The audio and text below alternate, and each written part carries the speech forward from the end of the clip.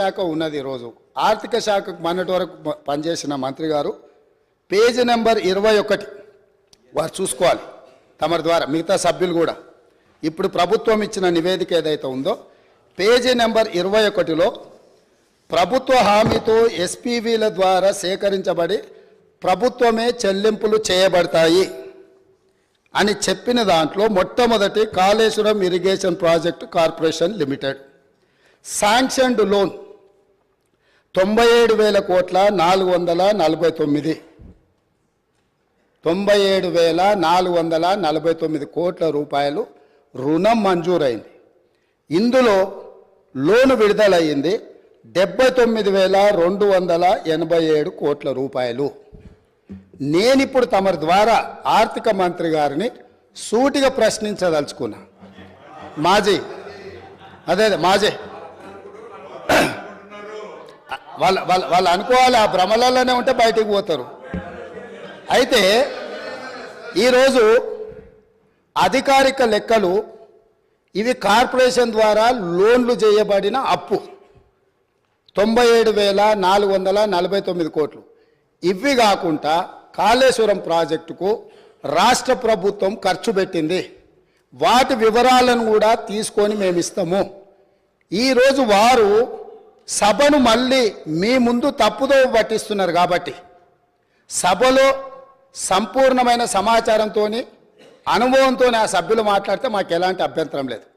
కానీ సభ ద్వారా తెలంగాణ రాష్ట్ర ప్రజలని తప్పుదోవ పట్టించి కాళేశ్వరం అద్భుతం అని చెప్పుకునే ప్రయత్నం ఏదైతే చేస్తుండ్రో, ఈ సభ ఇచ్చిన అవకాశాన్ని దుర్వినియోగం చేయడం అనేది ఇది దుర్మార్గమైన చర్య. కాళేశ్వరం ప్రాజెక్టు పూర్తి అంచనాలు నేను ఆర్థిక శాఖకు ఆదేశాలు ఇచ్చిన. రేపు మా సాగునీటి పారుదల శాఖ మంత్రి గారు మాట్లాడేటప్పుడు టోటల్గా వేసిన అంచనా ఎంత, అందులో కార్పొరేషన్ పేరు మీద మంజూరైన లోన్లు ఎంత, మంజూరైన లోన్ల నుంచి ఇప్పటి వరకు వినియోగించుకున్న నిధులన్నీ, అదేవిధంగా రాష్ట్ర ప్రభుత్వం తన బడ్జెట్ నుంచి ఖర్చు పెట్టిన నిధులన్నీ, వీటన్నిటిని వివరాలను మళ్ళీ అక్కడ చెప్తాం. కాబట్టి ఇప్పుడు నేనేం చెప్పదలుచుకున్నా అంటే, వారు మాట్లాడుతున్నది లోపభూయిష్టమైన అబద్ధము. కాళేశ్వరం ప్రాజెక్టు యొక్క అంచనాలు 80,000 కోట్లు కాదు, లోన్లే 97,449 కోట్ల రూపాయలు ఆల్రెడీ లోన్లు మంజూరు తెచ్చుకున్నారు. రాష్ట్ర ప్రభుత్వం ఖర్చు పెట్టింది. మొత్తానికి వీళ్ళు వేసి అంచనా లెక్కలేస్తే అది ఎక్కడికో వెళ్తుంది. అదొకటి అధ్యక్ష. రెండవది, ఇంతకుముందు మంత్రులు జూపల్లి కృష్ణారావు గారు మాట్లాడబోతుంటే పాపం వారిని దబాయించే ప్రయత్నం చేస్తున్నారు. నేను 2 విషయాలు ఇక్కడ చెప్పదలుచుకున్నా.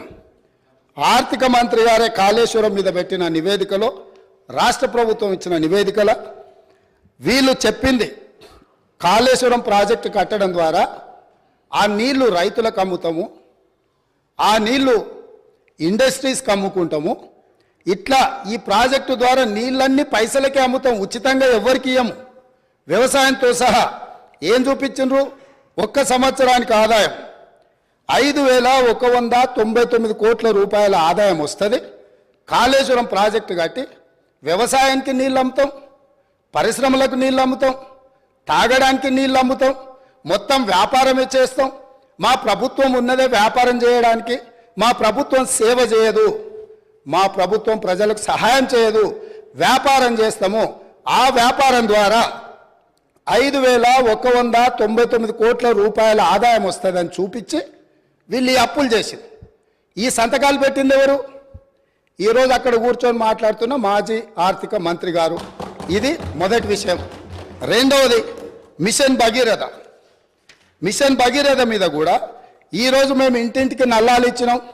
అసలు మీరు పుట్టినప్పుడు ఇటు ఉన్నోళ్ళని అందరిని అడుగుతున్నా, వారిని కూడా అడుగుతున్నా. 2014 కంటే ముందు మన మంచినీళ్ళు తాగలేదా అధ్యక్ష? మన గ్రామాలలో నల్లాలు లేవా? మన గ్రామాలలో నీళ్ళ ట్యాంకులు లేవా? వీరు వచ్చినాకనే శివుడి తల మీద ఉన్న గంగను భూమి మీదకి తెచ్చి, భూమి మీద ఉన్న గంగను కాళేశ్వరంలోకి పారించి, కాళేశ్వరం ఉన్న గోదావరి జలాలను మన ఇంట్లల్లో నల్ల ద్వారా ఇచ్చి మన జీవితాలు ధన్యమైనట్టు, అదేదో వీళ్ళు అద్భుతం చేసినట్టు, అదేదో ఉచితంగా ఇస్తున్నట్టు, ఈ ఉచితంగా ఇవ్వడం ద్వారా తెలంగాణనే దేశానికి నెంబర్ 1గా ఆదర్శంగా ఉన్నట్టు ఈ సభలో నించొని బయట రాజకీయ ఉపన్యాసాలు ఏమి ఇచ్చుకున్నా మనకేం అభ్యంతరం లేదు అధ్యక్ష, కానీ సభను మిస్లీడ్ చేసే విధంగా శాసనసభ వ్యవహారాల శాఖ మంత్రిగా గతంలో పనిచేసి ఆ అనుభవాన్నంతా ఉపయోగించి సత్యదూరమైన వార్తల్ని ఇక్కడ చెప్పడానికి ప్రయత్నం చేస్తున్నాడు. అందుకే మిషన్ భగీరథ మీద కూడా నేను చెప్పదలుచుకున్నా అధ్యక్ష. ఇది 2019-2020 సంవత్సరంలో వీళ్ళు రూరల్ హౌస్ హోల్డ్కి అమ్మడం ద్వారా 1030 కోట్లు సంపాదిస్తామని, మున్సిపల్ కార్పొరేషన్లో ఉండే ప్రజలకు నీళ్ళు అమ్మడం ద్వారా 169 కోట్లు సంపాదిస్తామని, అదేవిధంగా మున్సిపల్ రిక్వైర్మెంట్ ఇతర అవసరాలకు 360 కోట్లు సంపాదిస్తామని, అదేవిధంగా ఇండస్ట్రియల్ అవసరాలకు అంటే పరిశ్రమల అవసరాలకు అమ్మి 4147 కోట్ల రూపాయలు, మొత్తం కలిపి 5706 కోట్ల రూపాయలు ప్రతి సంవత్సరం మిషన్ భగీరథ మీద మాకు ఆదాయం వస్తుంది, మేము ఈ ఆదాయం ద్వారా మీకు అప్పులు తిరిగి చెల్లిస్తామని చెప్పి ఈరోజు బ్యాంకులను మభ్యపెట్టి తప్పుడు నివేదికలు ఇచ్చి లోన్లు తెచ్చిండ్రా? మాజీ ఆర్థిక మంత్రి గారు చెప్పాలి. లేదు, నిజంగానే ప్రజల దగ్గర వసూళ్లు చేసి తాగునీళ్లను సాగునీళ్లను వ్యాపారంగా మార్చి వ్యాపార ఆట వస్తువుగా నీళ్లను మార్చి ప్రజల సెంటిమెంటును, తెలంగాణ ఉద్యమంలో వాళ్ళ పార్టీ చెప్పింది నీళ్లు నిధులు నియామకాలు, నీళ్లే మొదటి సింహభాగం వాళ్ళ ఉద్యమం, వాళ్ళ నాడు వాళ్ళ పార్టీ చెప్పుకున్నది. ఆ నీళ్ల ద్వారా వ్యాపారం చేసి దాదాపుగా ఒక్క కాళేశ్వరం ద్వారానే 5199 కోట్లు, మిషన్ భగీరథ ద్వారా 5706 కోట్లు, అంటే 10,800 కోట్ల రూపాయలు రైతులను పేద ప్రజలను ముక్కువిండి వసూలు చేస్తామని ఈ నివేదికలు ఇచ్చి అడ్డగోలుగా 1000 కోట్ల రూపాయల అప్పులు తెచ్చి ఇప్పుడు ఈ అప్పులను బయట పెట్టినప్పుడు అవును మా చేతగానితనం వల్ల, మా నిస్సహాయత లేకపోతే అవగాహన లోపం వల్ల ఈరోజు ఇట్లా తప్పు జరిగింది, కాబట్టి దీన్ని సరిదిద్దుకోవడానికి ప్రధాన ప్రతిపక్షంగా ప్రభుత్వానికి సహకరిస్తామని ముందుకు వస్తాము అని మాట్లాడాల్సిన విషయాలను పక్కన పెట్టి ఈరోజు దబాయిస్తున్నారు. ఇంకొకటి అధ్యక్ష, ఇంతకుముందే వారు మాట్లాడుతూ తెలంగాణ టీఎస్ఐఐసి ద్వారా ఏవైతే లోన్లు ఉన్నాయో వాళ్ళే కట్టుకుంటారు, మాకేం సంబంధం లేదు అని, అసలు మేము కట్టాల్సిన పనే లేదని మాజీ ఆర్థిక మంత్రి గారు ఇదే సభలో అక్కడి నుంచో చెప్పింది. వారు ప్రవేశపెట్టిన నివేదిక అధ్యక్ష, ఇది నేను ఎక్కడి నుంచి తీసుకురాలే. 31 జనవరి 2023 టీఎస్ఐఐసి హడ్కో లోన్లకు వీటన్నిటికీ మేము గ్యారంటీ ఇచ్చి మేము కడతామని చెప్పి వాళ్ళు ఇచ్చిన నివేదిక. అంటే ఈరోజు ఏ కార్పొరేషన్ల ద్వారా లోన్లు తెచ్చినా పర్టికులర్గా వారు టీఎస్ఐఐసికి సంబంధించిన నిధులు మేము చెల్లించాల్సిన అవసరం లేదు, ప్రభుత్వానికి సంబంధం లేదు, వాళ్ళే చెల్లిస్తారనేది అయితే చెప్పిండో వారు సత్యదూరమైన అంశాలను ఇక్కడ ప్రస్తావించారు. కాబట్టి ఈరోజు వారు ఇచ్చిన నివేదికనే ఇతరులు ఎవరో ప్రవేశపెట్టిండ్రు, వారికి సంబంధం లేదు, వారు చూడలేదు, వారికి అవగాహన లేదు అని అంటే మనకెవరికి అభ్యంతరం లేదు. కానీ వారు ఇచ్చిన నివేదికనే తప్పుదోవ పట్టించి ఈరోజు వారు లేదు లేదు నేను మాట్లాడిందంతా గతంలో చెప్పింది ఒక రకము, ఇప్పుడు చెప్తున్నది ఇంకొక రకం అని చెప్పి వారు మాట్లాడే ప్రయత్నం చేస్తారు.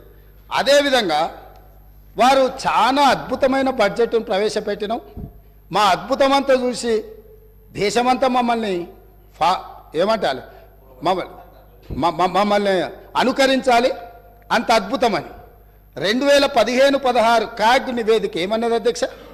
వారి దగ్గర వారు ఆర్థిక మంత్రిగా పనిచేసి వారి దగ్గర వివరాలు లేవా? దాంట్లో ఏం చెప్పిండ్రు? వీళ్ళు కాగ్ నివేదిక ప్రకారం ఆఫ్ బడ్జెట్ అంటే బడ్జెట్లో రాని అప్పులను తీసుకొచ్చి ఆదాయంగా చూపించి మొత్తం బ్యాంకులను ప్రభుత్వ వ్యవస్థలను తప్పుబట్టిండ్రు అని చెప్పి కాగ్ నివేదిక స్పష్టంగా ఈ రాష్ట్ర ప్రభుత్వాన్ని తప్పుబట్టింది.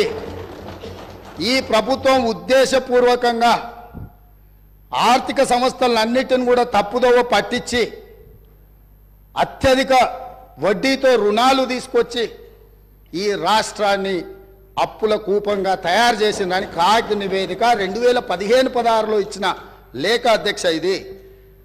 అదేవిధంగా బడ్జెట్ తయారీలోనే లోపాలు ఉన్నాయని 2018-19లో అసలు మీరు తయారు చేస్తున్న బడ్జెట్లోనే లోపభూయిష్టంగా ఉన్నది. మీ విధానాన్ని మార్చుకోండి. మీ విధానాన్ని మార్చుకోవడం ద్వారా రాష్ట్రానికి మేలు జరుగుతుందని చెప్పి స్పష్టంగా కాగు మొట్టకాయలు వేసింది ఆనాటి ప్రభుత్వాన్ని. ఇన్ని రకాల వాస్తవాలు ఉన్నా వారికి ఉన్న అనుభవాన్ని అంతా కూడా వినియోగించి అబద్ధాలు చెప్పి ఈ సభను ఈ రాష్ట్ర ప్రజల్ని తప్పుదోవ పట్టించాలనే ప్రయత్నం చేస్తుండ్రో ఇది శాసనసభ వ్యవహారాలు నిర్వహించే మా శ్రీధర్ బాబు గారికి సూచన చేస్తున్నా. సభను తప్పుదోవ పట్టించే విధంగా సభ్యులు ఎవరైనా